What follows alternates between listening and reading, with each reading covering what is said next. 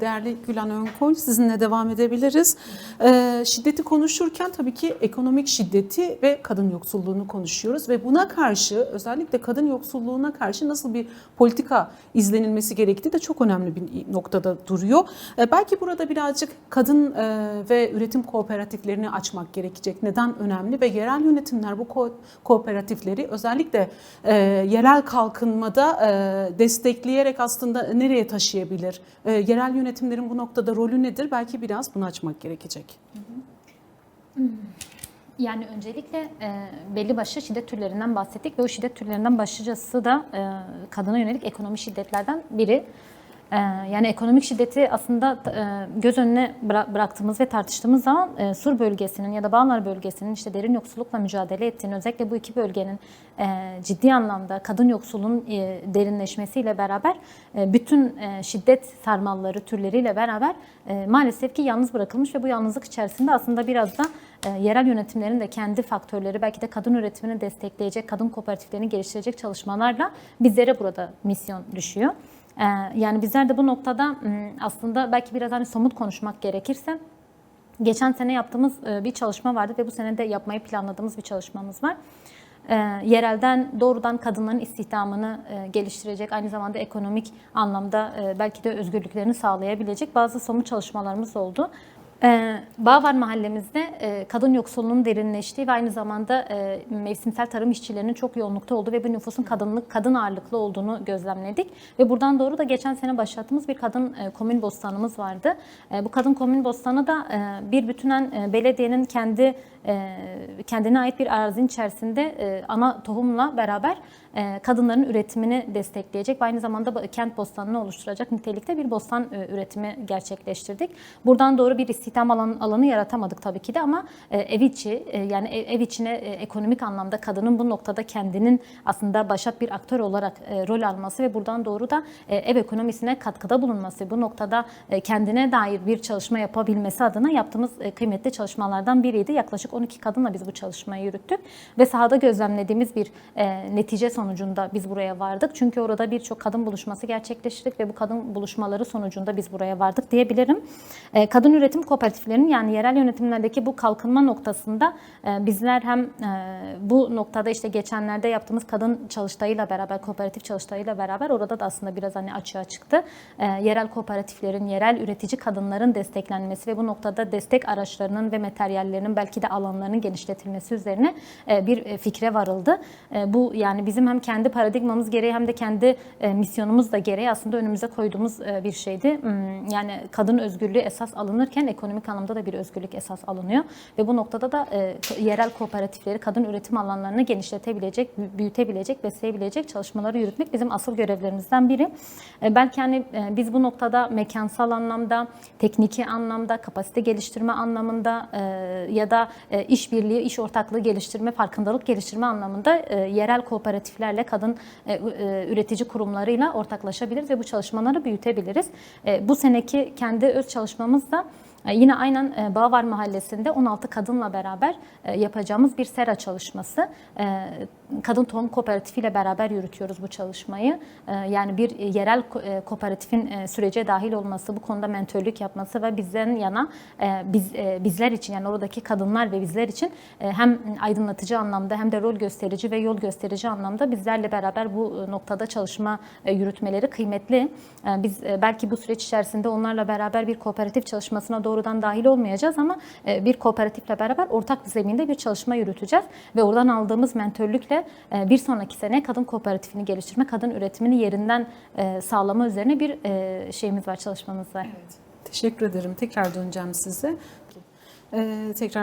size. Değerli Gülen Önkol, çok önemli bir çalıştaydı dedik. Siz de oradaydınız. Oradaki başlıkları değerli Günay Yakut biraz değindi. Ama bu noktada özellikle yerel yönetimlerde katılımcılığı arttırmak için komünler, mahalle meclisleri, yine inisiyatiflerle ilişki de çok önemli bir yerde duruyor. En azından siz Sur Belediyesi olarak bu ilişkileri nasıl güçlendiriyorsunuz? Neden önemli bu ilişkileri kurmak? Bunu biraz açmanızı rica edeceğim. Ya aslında Günay bence çok iyi değerlendirdi ve hani kooperatifin, komünün anlayışını da aslında iyi açıkladı. Bizim burada şimdi kadın özgürlükçü, demokratik, ekolojik bir paradigmadan bahsediyoruz ve demokratik aslında yani demokrasiden bahsederken işte doğrudan katılımı, halkın doğrudan katılımına esas alan, yönetime dahiliyetine esas alan, projesini, çalışmasını, bütün yerel yönetimler faaliyetlerini doğrudan içinde kendini gören ve bu yönetim aşamasında da yerinin olduğunu bilen bir yerden aslında bir perspektifle yola çıkıyoruz ve buradan doğru da aslında tam da bu halk inisiyatifleri, meclisler, komünler tam da bu ölçüde aslında bizim ihtiyaç duyduğumuz zeminin oluşturulmasına kaynak aslında o zemine doğru bir kaynak oluşturuyor. Şimdi elbette ki bu mahalle inisiyatifleri ya da işte komün ve meclis çalışmaları bir bütünen sadece yerel yönetimler ya da belediyeler üzerinden değil. Şimdi yerel yönetimler deyince aslında bir öz yönetim anlayışı doğrudan kendini belirginleştiriyor ve bu öz yönetim anlayışı da halkın doğrudan katılımıyla da esas alınabilen bir şey. Ama bu da ilçe örgütlerimizle, yerelde çalışan sivil toplum örgütlerimizle, yine mahalle meclislerinin kurulumu ve buradan doğru komünleşmesiyle beraber sağlanabilecek bir durum. Ben sadece hani şunu da belirtmek istiyorum. Hani komün deyince de sadece ekonomik istihdam ya da ekonomik anlamda bir komün çalışmasından bahsetmiyoruz. Bu bir felsefe komünü de olabilir. Bu bir gençlik komünü de olabilir. Bu bir dil komünü de olabilir. Bu bir sadece işte kadın çalışmaları komünü de olabilir. Fark etmeksizin birçok farklılığın, çeşitliliğin aslında bir araya geldiği ama yerelden doğru kendinin yönetimini sağlayabilen, kendini yönetebilen anlayışların doğrudan yerel yönetimlere dahiliyetini sağlamak ve bu noktada da belediyeler ve yerel yönetimler olarak bunun kolaylaştırıcını sağlamak gibi bir yükümlülüğümüz ve sorumluluğumuz var. Yani bu yapılarla bizler doğrudan ve düzenli bir şekilde onlarla grup çalışmaları, bir araya gelmeler, belki işte meclisimizde geçireceğimiz gündemler, yapacağımız çalışmalar ve projeler üzerinden doğrudan esas alarak, oradan doğru işte katılımcı bütçeyi sağlayarak, katılımcı tartışmaları ve yürütmeleri, yine aynı şekilde projeleri geliştirerek ancak sağlanabileceğini düşünüyorum. Yani bir bütünen halkın tüm kesiminin hiçbirinin dışarıda kalmayacak şekilde herkesin kendi içinde kendini görebildiği ve aynı zamanda yönetime dahil olabildiği ve bu komün çalışmasının da her birinin bir ayrı parçasının olduğunu ve yerel yönetimlerin de bu parçaları oluşturmakla sorumlu olduğunu belirtmek gerekiyor. Evet, aslında mahallelere gidiyorsunuz. Özellikle kadın çalışmaları ve kadın buluşmaları oluyor. Biraz kadınların tepkisini de dinlemek isteriz. Kadınlar nasıl dönüşler sağlıyor sizde? Evet, mesela sadece ekonomi dedik ama çok önemli bir yerde duruyor. Hem ekonomi hem şiddet noktasında size nasıl dönüşleri oluyor kadınların? Yaşadıkları sorunlar karşısında. Bu noktada mesela belediyeyi bir güç olarak görüyorlar mı? Yerel yönetimleri, onların kadın politikalarını bir güç olarak görüyorlar mı? Yani aslında biz daha dün de mesela bir kadın buluşması gerçekleştirdik. Gerçekleştirdiğimiz kadın buluşmasında gündem maddelerimizden biri mesela bağımlılıktı. Ekonomik anlamda gelire bir ihtiyaç var, hala da var. Günay mesela çok önemli bir yere değindi. Özellikle kayyum döneminde işte bir alan el, veren el ya da sadece işte teması işte destek kolileriyle sınırlı kılan bir anlayış vardı. Yani kayyum politikalarının bir bütünü. Tabii. Sorunu çözmektense. Evet, yani hani kalıcı bir çözüm yerine işte dediğiniz gibi belki anlık sadece cevap olabilecek bir şeydi ama bizim hani bugünkü hedeflediğimiz, yarın hedeflediğimiz yer bir bütünen aslında hedeflediğimiz şey yerinde kalıcı, sürdürülebilir ve aynı zamanda geliştirilebilir fikirler ve bu fikirleri geliştirip işte aslında somut bir şekilde bunun vücut bulması. Kadınların buradan doğru yani bizim ciddi anlamda son dönemlerde işte Sur'da önümüze çıkan şey şu, bir kere kadınların tecrit edilme hali çok yoğun gelişti Sur'da. Bunun işte bağımlılık ya da belki beraberinde gelen özel savaş politikaları da bir bütünen bunun etkisi altındaydı. Bu ciddi anlamda görülebilen bir şeydi.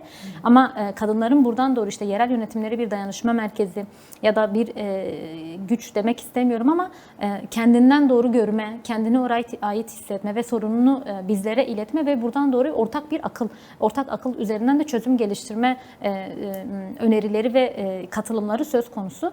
Biz de yani sahada bunu sürekli gözlemliyoruz. Her saha çalışmasında kadınların bize rahatlıkla ulaşabilmesi, bizlerin kadınlara rahatlıkla ulaşabilmesi ve o sıcak temasın doğrudan işte erişilebilir olmanın yarattığı aslında bir rahatlık da söz konusu.